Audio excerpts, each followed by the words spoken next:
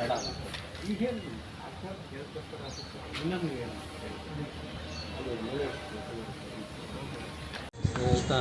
ದರ್ಶನ್ ಅವರ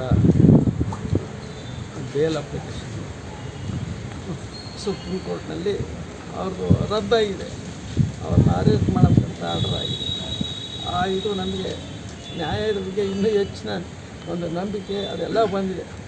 ಹೈಕೋರ್ಟ್ನಾಗ ಅವ್ರಿಗೆ ಬೇಲ್ ಸಿಕ್ಕಾಗ ನಮಗೆ ಸ್ವಲ್ಪ ಆತಂಕ ಆಗಿತ್ತು. ಆದರೆ ಸರ್ಕಾರದವರು ದೊಡ್ಡ ಮನಸ್ಸು ಮಾಡಿ ಒಂದು ವಿಶೇಷ ತನಿಖೆ ಅಂತಂದು ಸುಪ್ರೀಂ ಕೋರ್ಟ್ಗೆ ಅಪೀಲ್ ಮಾಡಿದ್ದು ನಮಗೆ ಭಾಳ ಇದಾಗಿತ್ತು. ಅದರಂತೆ ನ್ಯಾಯವಾದಿಗಳ ಒಂದು ತೀರ್ಮಾನ ನ್ಯಾಯಮೂರ್ತಿಗಳು ಇವತ್ತು ಆ ಬೇಲ್ ರದ್ದು ಮಾಡಿದ್ದಾರೆ. ಅದಕ್ಕೆ ನಾನು ಇಡೀ ಕರ್ನಾಟಕದಲ್ಲಿ ತಿಳಿದುಕೊಂಡೆಂದರೆ ಯಾವುದೇ ಅಪರಾಧಿ ತಕ್ಷಣಕ್ಕೆ ಸಾಧ್ಯ ಇಲ್ಲ ಅನ್ನೋ ಒಂದು ಹೈಕೋರ್ಟ್ ಸುಪ್ರೀಂ ಕೋರ್ಟು ಎಲ್ಲರಿಗೂ ತಿಳಿಸ್ಕೊಟ್ಟಂಗಾಗಿದೆ. ಇದರಿಂದ ನಮಗೆ ಒಂದು ರೀತಿ ಸಮಾಧಾನ ಇದೆ. ಸರ್ಕಾರದ ಬಗ್ಗೆ ಮತ್ತು ನ್ಯಾಯದ ಬಗ್ಗೆ ನಮಗೆ ಹೆಚ್ಚಿನ ಇನ್ನೂ ನಂಬಿಕೆ ವಿಶ್ವಾಸ ಹುಟ್ಟಿದೆ. ಮುಂದೆ ಇನ್ನೂ ಕೂಡ ಈ ಕೇಸ್ನಲ್ಲಿ ನಮ್ಗೆ ನ್ಯಾಯ ಸಿಗುತ್ತೆ, ಅಪರಾಧಗಳಿಗೆ ಶಿಕ್ಷೆ ಆಗುತ್ತೆ ಅಂತ ನಂಬಿಕೆ ಇದೆ.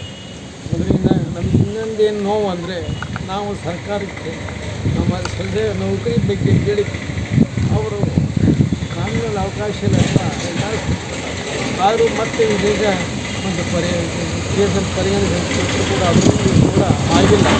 ಆ ಒಂದು ನೋವು ನಮಗೆ ಮಮ್ಮಗನ ಜೀವನಾಂಶದ ಬಗ್ಗೆ ನಮಗೆ ಭಾಳಷ್ಟು ಈ ಥರ ಮನೆ ವಲಯದಲ್ಲಿ ಕಿರಿಕಿರಿ ಇದೆ, ಆತಂಕ ಇದೆ. ಅದನ್ನೇನಾರು ಮಾಡಿ ಸರ್ಕಾರ ಒಂದು ಪರಿಹಾರ ಮಾಡಬೇಕು. ಈ ಕೆಳಗಡೆ ಕೇಸ್ಗಳಲ್ಲಿ ಸ್ವಲ್ಪ ತೀವ್ರವಾಗಿ ನಡೆಸೋಂಥ ವ್ಯವಸ್ಥೆ ಮಾಡಬೇಕು. ಯಾಕಂದರೆ 1 ವರ್ಷ ಆದಮೇಲೆ ಇನ್ನೂ ಕೂಡ ಸುಪ್ರೀಂ ಕೋರ್ಟ್ ಆದೇಶ ಮಾಡುತ್ತೆ. ಸುಪ್ರೀಂ ಕೋರ್ಟ್ ಅದು ಆದೇಶ ಆಗಿದೆ ಅಂತ ನಮ್ಗೆ ಮಾಹಿತಿ ಇಲ್ಲ. ಆದರೆ ಅದನ್ನು ಸ್ವಲ್ಪ ತೀವ್ರವಾಗಿ ಅದು ವಿಚಾರಣೆಯಾಗಿ ಆದಷ್ಟು ಬೇಗ ಅದು ಕೊನೆ ಹಂತಕ್ಕೆ ಬರಲಿ ಅಂತ ನಾನು ಆಶೆ ಮಾಡ್ತೀನಿ. ಸುಪ್ರೀಂ ಕೋರ್ಟ್ ಕೂಡ ಹೇಳಿದೆ, ಯಾರೇ ದೊಡ್ಡವರಾದರೂ ಕೂಡ ಕಾನೂನು ಮುಂದೆ ಎಲ್ಲ ಒಂದೇ ಅಂತ ಹೇಳಿದೆ. ಹೌದು, ಅದು ನಿಜವಲ್ಲ, ಅದು ಸಾಬೀತಾಗಿದೆ. ಇವತ್ತು ಸುಪ್ರೀಂ ಕೋರ್ಟ್ ಮುಂದೆ ಸಾಬೀತಾಗಿದೆ. ಏನಪ್ಪ ಹಿಂಗೆ ನಮಗೆ ನೋವಿನ ಬಗ್ಗೆ ನೋವಿತ್ತು. ನಮಗೆ ಮಗ ಕಳ್ಕೊಂಡದ್ದು ಒಂದು ಚಿಂತೆ, ನ್ಯಾಯಾಂಗದಲ್ಲಿ ಅವ್ರಿಗೆ ಎಲ್ಲ ಸವಲತ್ತು ಸಿಗ್ತಾ ಇರೋದು ಒಂದು ಚಿಂತೆ. ನಮಗೇನೂ ಆತಂಕ ಇತ್ತು, ಆದರೂ ಕೂಡ ನಂಬಿಕೆಯೂ ಇತ್ತು. ಆದರೆ ಈ ಸುಪ್ರೀಂ ಕೋರ್ಟ್ ಅದನ್ನು ಫೈನಲ್ ಆಗಿ ಅದು ಮಾಡಿರೋದ್ರಿಂದ ಇನ್ನೂ ಹೆಚ್ಚಿನ ವಿಶ್ವಾಸ ನಮಗೆ ನ್ಯಾಯಾಂಗದ ಬಗ್ಗೆ ಸರ್ಕಾರದ ಬಗ್ಗೆ ಮೂಡಿದೆ. ನಾವು ಮತ್ತು ಈ ವಿಚಾರದಲ್ಲಿ ಸರ್ಕಾರ ಮತ್ತು ನ್ಯಾಯಾಂಗವನ್ನು ಅಭಿನಂದಿಸ್ತೀವಿ ಮತ್ತು ಅವರಿಗೆ ನಮಸ್ಕಾರ ಹೇಳ್ತೀವಿ. ಸರ್, ಈಗ ಕೋರ್ಟ್ ತೀರ್ಪು ಬರೋ ಸಂದರ್ಭದಲ್ಲಿ ತಾವು ಪೂಜೆಗೆ ಕೂತಿದ್ರಿ? ಇಲ್ಲ, ಹಾಗೇನಿಲ್ಲ, ಮಾಮೂಲಿ ಪೂಜೆ ಅಷ್ಟೇ ನಮ್ಮದು. ಅದರಲ್ಲೇನಿಲ್ಲ, ನಾವು ಏನಿಲ್ಲ, ನಮಗೆ ಒಂದು ನ್ಯಾಯ ದೊರಕಪ್ಪ, ನಾವು ಮಗ ಸೊಸೆಗೆ ಒಂದು ಆಧಾರ ಆಗಪ್ಪ, ಮಾರ್ಗ ತೋರಿಸ್ಬೇಕು, ನಾವು ಬೆಳ್ಕೊಂಡು ಅಷ್ಟೇ. ಅದೇ ಸಂದರ್ಭದಲ್ಲಿ ಮನೆಯವರು ಬಂದು ಹೇಳಿದ್ರು ಕ್ಯಾನ್ಸಲ್ ಆಗಿದೆ. ಹೌದು, ನಾನು ಪೂಜೆ ಮಾಡೋ ಟೈಮ್ನಲ್ಲಿ ನಮ್ಮ ಮನೆಯವರು ನನಗೆ ಸಾಮಾನ್ಯವಾಗಿ 11 ಗಂಟೆಗೆ ಕೋರ್ಟ್ ಆಗುತ್ತೆ, 12 ಗಂಟೆ ಮೇಲೆ ಆಗ್ಬೋದು ಅಂತ ಒಂದು ಏನೋ ನಂಬಿಕೆ ಇತ್ತು. ಅದು ಇಷ್ಟೊಳಗೆ ಆಗಿರೋದು ನಮ್ಮ ಮನೆ ಪೂಜೆ ಟೈಮ್ನಲ್ಲಿ ಹೇಳಿದರು ನಮ್ಮ ಮನೆಯವ್ರು ಬಂದು. ದೇವರ ಅನುಕೃಪೆನೂ ಇತ್ತು ನಂಗೆ ಆಯಿತು. ದೇವರ ಅನುಕೃಪೆನೂ ಇತ್ತು. ಹೌದಾ, ದೇವರ ಅನುಗ್ರಹ, ಆಶೀರ್ವಾದ, ಗುರುಗಳ ಆಶೀರ್ವಾದ. ಭಾಳಷ್ಟು ಜನರುಗಳು ನಮಗೆ ಗುರುಗಳು ಎಲ್ಲ ರೀತಿಯಿಂದ ಆಶೀರ್ವಾದ ಮಾಡಿದ್ದಾರೆ. ಎಲ್ಲ ಧರ್ಮದ ಗುರುಗಳು, ಎಲ್ಲ ಜಾತಿ ಗುರುಗಳು ಅವ್ರ ಮನೆ ತನಕ ಬಂದು ಎಲ್ಲರಿಗೂ ನಮಗೆ ಧೈರ್ಯ, ಆತ್ಮಸ್ಥೈರ್ಯ ಎಲ್ಲ ಕೊಡ್ತಾರೆ. ನೀವು ಮಾಧ್ಯಮದವರು ಕೂಡ ನಮಗೆಲ್ಲ ಇಲ್ಲಿವರೆಗೂ ಸಹಕಾರ ಕೊಟ್ಟಿದ್ದಾರೆ. ಆ ಬಗ್ಗೆ ನಾವು ಎಲ್ಲ ಮಾಧ್ಯಮ, ಟಿ ವಿಯವರಿಗೂ, ಪ್ರೆಸ್ನರಿಗೂ, ಪೇಪರ್ನರಿಗೂ ಎಲ್ಲರೂ ಕೂಡ ಧನ್ಯವಾದ ಹೇಳ್ತೀವಿ.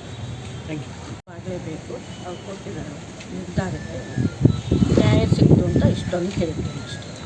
ಅಲ್ಲ, ಇನ್ನೂ ಟ್ರಯಲ್ ಆಗಬೇಕು ಅಷ್ಟೇ. ಈಗ ಬೇಲ್ ಮೇಲೆ ಅವರೇನು ಇದು ಮಾಡಿದ್ದಾರೆ ಅದಕ್ಕೆ ಬೇಲ್ ಕ್ಯಾನ್ಸಲ್ ಆಗಿರೋ ವಿಚಾರ ಫಸ್ಟ್ ನಿಮಗೆ ಗೊತ್ತಾಯಿತು, ನೀವು ನಿಮ್ಮ ಮನೆಯವ್ರಿಗೆ ಹೇಳಿದ್ರು ಪೂಜೆ ಹೌದೌದು ಅಲ್ಲ, ಅದು ನೋಡಿದಾಗ ಏನು ಅನ್ನಿಸ್ತು ನಿಮಗೆ? ಬೇಲ್ ಕ್ಯಾನ್ಸಲ್ ಆಗಿದ್ದು ನೋಡಿದ್ರಲ್ಲ, ಇಮಿಡಿಯೇಟಾಗಿ ಹೋಗಿ ಮನೆಯವ್ರಿಗೆ ಹೇಳಿದ್ರು. ಆ ಟೈಮಲ್ಲಿ ಏನು ಅನ್ನಿಸ್ತು? ಇಲ್ಲ, ನ್ಯಾಯ ಅಷ್ಟೇ. ಮಗನಿಗೆ ಆತ್ಮಕ್ಕೆ ಶಾಂತಿ ಸಿಕ್ತು, ಅಷ್ಟೊಂದು ಸಂತೋಷ ಪಡ್ಬೋದು. ಬೇಲ್ ಕಂಟಿನ್ಯೂ ಆಗುತ್ತೆ ಅನ್ನೋ ಖುಷಿಯಲ್ಲಿ ಫಾರಿನೆಲ್ಲ ಹೋಗಿದ್ದು, ಬೇಲ್ ಕ್ಯಾನ್ಸಲ್ ಆಗಿದೆ, ಅದಕ್ಕೆ ಏನು ಅನ್ಸುತ್ತೆ? ಅದು ಕಾನೂನು ಬಿಟ್ಟು ವಿಚಾರ ಅಲ್ವಾ, ನಾವು ಹೆಂಗೆ ಹೇಳೋಕ್ಕಾಗುತ್ತದು? ಅದು ಅವ್ರಿಗೆ ಬಿಟ್ಟಿರೋದು ಕಾನೂನು. ಈ ಶಿಕ್ಷೆ ಆಗುತ್ತಾ ಅನ್ನೋ ನಂಬಿಕೆ ಬಂದಿದೆ ತಮಗೆ? ಅದು ಕೋರ್ಟಿಗೆ ಅನ್ವಯಿಸುತ್ತೆ, ನನಗೆ ಗೊತ್ತಿಲ್ಲ. ಕಾನೂನು ಏನು ತೀರ್ಮಾನ ತಗೊಳುತ್ತೋ ಅದು ಕಾನೂನಿಗೆ ಯಾರು ತಪ್ಪು ಮಾಡಿದಾರೋ ಅವ್ರಿಗೆ ಶಿಕ್ಷೆ ಆಗುತ್ತೆ. ಕೇಳ್ತಾರೆ ಏನು ಇವತ್ತಿನ ತೀರ್ಪಿನ ಮೂಲಕ ನಿಮಗೆ ನಂಬಿಕೆ ಬಂದಿದೆಯಾ ಅಂತ ತೀರ್ಪು ಬಂದಿದೆಯಲ್ಲ ಬಂದಿದೆ ನಮಗೆ ಕೋರ್ಟ್ ಮೇಲೆ ನಂಬಿಕೆ ಕಾನೂನು ಮೇಲೆ ನಂಬಿಕೆ ಇದೆ. ಶೂಟಿಂಗ್ ಮಾಡಿ ಬೇಲ್ ಕ್ಯಾನ್ಸಲ್ ಆಯಿತು ಸುಪ್ರೀಂ ಕೋರ್ಟ್ ಏನು ಬಟ್ ಯಾರು ತಪ್ಪು ಮಾಡ್ಯಾರ ಅವ್ರ ಶಿಕ್ಷೆ ಅಂತ ಬೇಲ್ ಸಿಗುತ್ತೆ ಅನ್ನೋ ಒಂದು ನಿರೀಕ್ಷೆಯಲ್ಲೂ ಕೂಡ ಅವ್ರು ಇದ್ದರು. ಅದಕ್ಕೆ ಫಾರಿನೆಲ್ಲ ಹೋದರು, ಸಿಗುತ್ತೆ ಅನ್ನೋ ಒಂದು ಇದರಲ್ಲಿದ್ದರು. ಅದಕ್ಕೆ ಕ್ಯಾನ್ಸಲ್ ಆಗಿದೆ. ನ್ಯಾಯ ಸಿಕ್ಕಂತ ಆಗಿದೆಯಾ? ಕಾನೂನಲ್ಲಿ ಎಲ್ಲರೂ ಸಮಾನ ಒಂಚೂರು ಲೆಫ್ಟ್ ಎಕ್ಸ್ಪೆಕ್ಟೇಷನ್ ಕೇಳಿದರೆ ಬೇಲ್ ಸಿಗ್ಬೋದು ಅನ್ನೋ ಒಂದು ಇದರಲ್ಲಿದ್ದರು ಎಲ್ಲರೂ ಕೂಡ. ನಿಮಗೆ ಏನು ಅನಿಸ್ತಿತ್ತು ನೋಡುವಾಗ ಸುಪ್ರೀಂ ಕೋರ್ಟ್ ಕಾನೂನಲ್ಲಿ ಏನು ಕೊಡ್ತಾರೆ ಅಂತ ಗೊತ್ತಿತ್ತು. ಯಾವ ರೀತಿ ಶಿಕ್ಷೆ ಆಗುತ್ತೆ ಅಂತ ನಿಮಗೆ? ದೇವ್ರ ಕೈ ಅಲ್ಲ ಅಂಥವ್ರಿಗೆ ಯಾವ ರೀತಿ ಶಿಕ್ಷೆ ಆಗುತ್ತೆ? ಯಾರು ತಪ್ಪು ಮಾಡ್ಯಾರ ಅವರಿಗೆ ಕೋರ್ಟ್ ಆದೇಶ